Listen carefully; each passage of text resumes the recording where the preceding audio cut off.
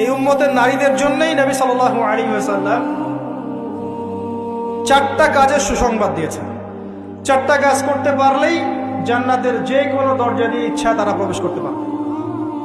বাসায় গিয়ে এই হাদিসটা শুনিয়ে দিয়ে।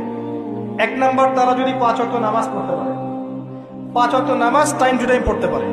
2 নাম্বার, তারা যদি রমজান মাসে সওম রাখতে পারে।